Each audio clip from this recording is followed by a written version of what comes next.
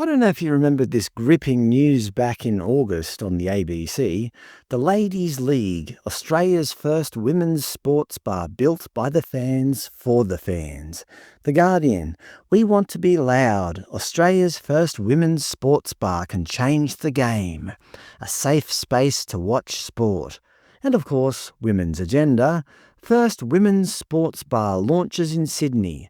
Why the Ladies League could literally change the game.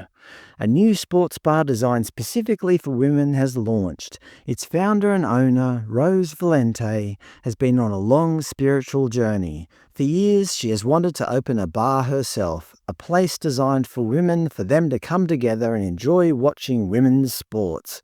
Sounds like a great business plan. According to the ABC article, Rose Valente was tired of feeling judged for wanting to watch women's sports at traditional bars.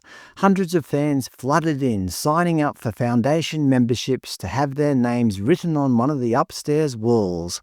Wouldn't it be great to have the national taxpayer-funded broadcaster promoting your business on their news channel? I'm glad my taxpayer dollars are funding these ventures. By the way, the other taxpayer-funded broadcaster, SBS, who tend to focus on world news, were also promoting this new business, although with a focus on the LGBT community. It's going to be very queer, the venue dedicated to women's sports. Of course, they showed the obligatory photo of a couple of female sports stars kissing, stating, Valente said she chose the Oxford Street location for its proximity to stadiums and connection with the LGBT community. Yep, your taxpayer dollars hard at work promoting someone's private business. Back to the ABC, she hadn't been able to get a bank loan for the bar. She was considered too risky. No, that can't be true. What does a bank know anyway? She said, I have 100% faith that I'm going to, at the very minimum, get my money back. That's how much faith I have in the women's sport community. Well, it turns out the women's sport community didn't support her as much as she had anticipated. On other news channels, first ever women's sports bar in Australia closes after 5 months. We couldn't hold on any longer. Australia's first ever women's sports bar shuts doors just months after opening. Perhaps surprisingly, the ABC and Women's Agenda had nothing to say about this news, with Women's Agenda instead reporting, the first hours of a new year typically see a spike in violence against women, and other hard-hitting news, such as, why don't more women choose to propose to their male partners? I don't know. Look, I'm not trying to put down this lady. She gave it a shot. Good on her. I mean, many of us go through life without ever pursuing our dreams out of fear of failure or whatever else. At least she tried.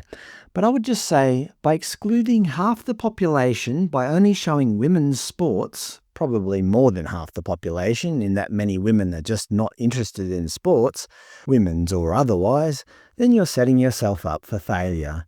There was a bit of a clue there when the bank, I presume banks, plural, I doubt she stopped at one, considered the venture too risky. If you look at their X account, women's sports and dining with all-day kitchen, welcoming anyone and everyone, rainbow emoji. Well, not everyone, 18 plus venue, kids not allowed. Okay, I won't hold that against them. But they're obviously promoting their inclusiveness, and what better way to include everyone by only showing women's sports? But an even better way to include everyone, if you scroll down, these posts are protected. Only approved followers can see their posts. The same trend appears on their Instagram account. This account is private. You see this sort of, censorship with the likes of the ABC as well, where on their YouTube channel, for example, they almost exclusively forbid any comments. They just don't want to hear what normal people have to say.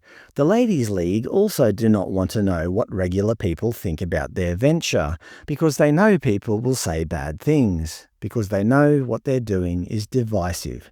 Division by gender in this context is innately sexist, is it not? This applies to both men and women. Do you think the ABC would have promoted my men's-only sports bar? No, not a chance, because they would see that as sexist. But the opposite, they gloriously promote. Look, people also say bad things about my channel. but I intentionally allow comments from everybody. We don't solve hard issues by silencing views we don't like. Actually, that just makes people hate you more. So these ladies might not be allowing you to comment on their social media, but you can certainly comment about them here. So they haven't really stopped anybody from commenting, they just chose to bury their heads in the sand, I suppose. But of course, they can't accept why it failed. They posted on Instagram, which I can't see by the way, but it was reported that they said, "As a women's sports bar, we excelled. While we knew going in, cost of living pressures have impacted how patrons spend. This is something we wanted to do for women's sport visibility. We knew we had a fantastic product on offer, but unfortunately as a small business, we couldn't hold on any longer to try any new approaches." So basically, it wasn't the idea that was the issue, it was cost of living pressures. This reminds me of that vegan cafe in Melbourne from a few years ago. Handsome Her. They were famous for one thing, their house rules. Number 1, women have priority seating. And 2, men will be charged an 18% premium to reflect the gender pay gap, with the likes of CNN promoting their business when they first opened in 2017. What do you think happened to that company? They closed down less than 2 years later, which also made world news, by the way. The BBC, Handsome Her, Australian vegan cafe to close after man tax furor. What these companies don't get, because of their gender and their views, they get so much free publicity. They claim that women are so hard done by, but yet the likes of the ABC, CNN, Women's Agenda and so on happily promote their cause. But despite this, their businesses still fail. It means their business idea was not a good one. The bank said it was too risky, but she did it anyway. The bank was proven right. Pink and gender is not a business plan when it comes to sports bars. Simply put, women aren't the target market for sports bars. I can't imagine many groups of ladies ever saying, "Me and the girls are off to the sports bar." Equally, I'm pretty sure most men aren't going to plan a get-together at a place called the Ladies' League. Well, not any men I know. To me, this is a classic case of ideology getting in the way of commercial reality. You can't force your ideology onto the market without facing a commercial backlash. A sports bar that excludes most sporting events because men are participating was always doomed to failure.